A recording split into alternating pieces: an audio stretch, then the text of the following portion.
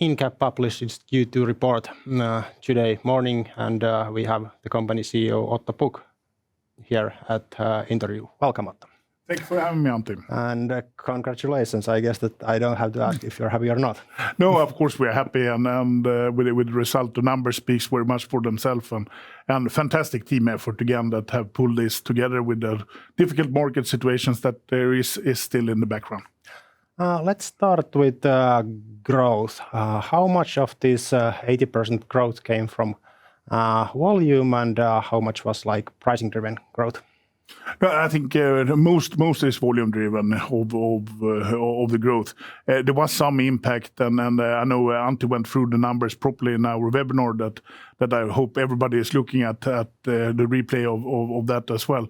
But most is driven still by volume growth. But there's some small element when it comes to exchange rate gains, and there's a small element also when it comes to this PPVs that we call it, that the price have increased for the raw material.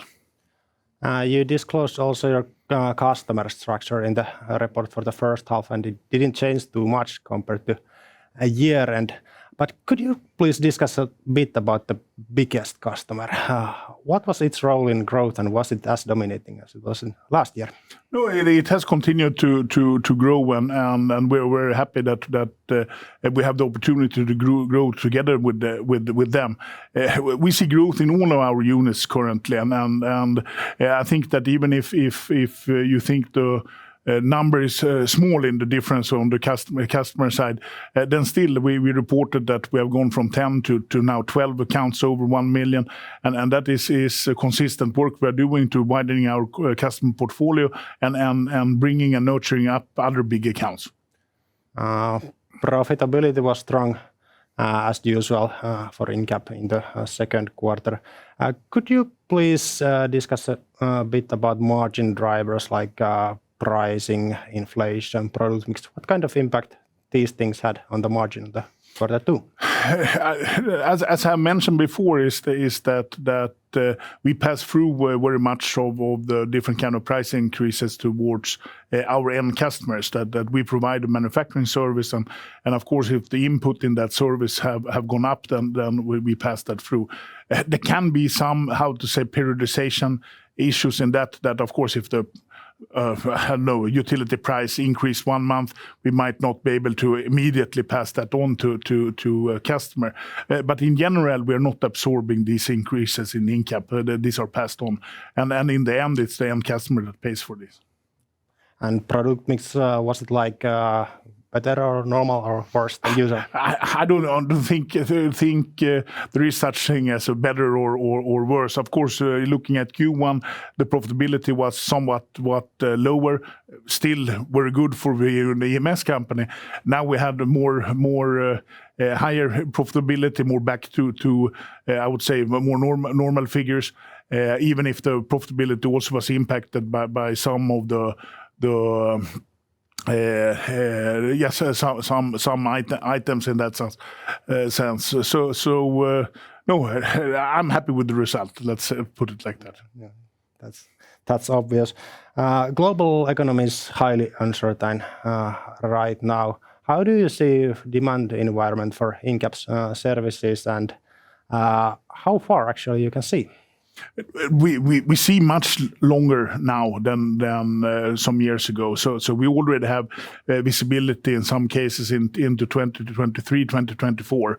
And so that is something we are not that used to in the industry. Normally you have a 3 months visibility, and at least when I started in the business. But now we see already, as I said, into 2024, and we see already orders that far as well. So for us, we believe that our growth story will continue.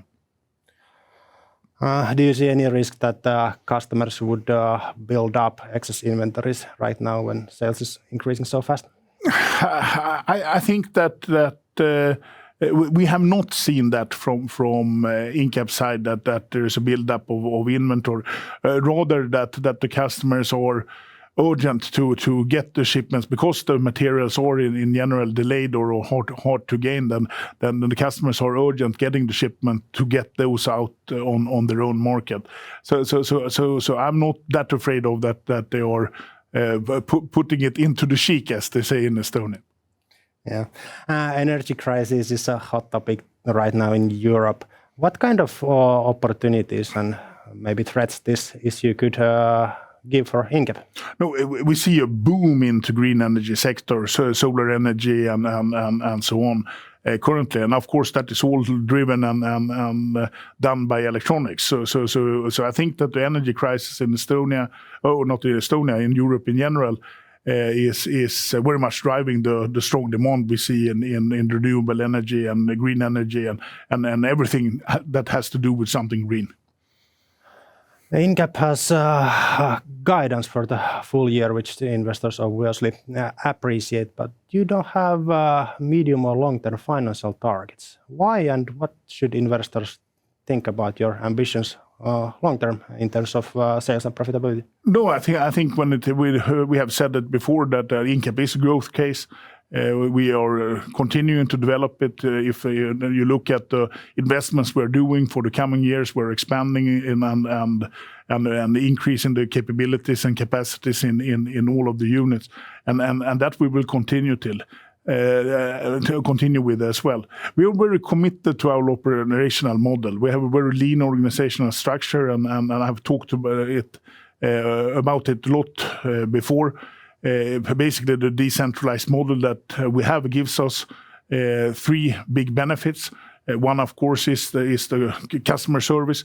We have dedicated teams in all units that cater to our customers, and that gives a very high service level. By having or letting people in the units take decisions and play part of the business gives us a possibility to maintain very motivated and capable people. So we have fantastic people working in Incap that are motivated and entrepreneurial in that sense, and not having overhead costs and so of course shows on the profitability road or a row down in the P&L. And I think that is something we are committed to continue at, even when we grow, that we'll continue with the same setup. So growth and maintaining that profitability level, that perhaps is the message from this. That's very good a goal. Thank you very much, Otto, and the best luck for the second half. Thank you very much, Antti.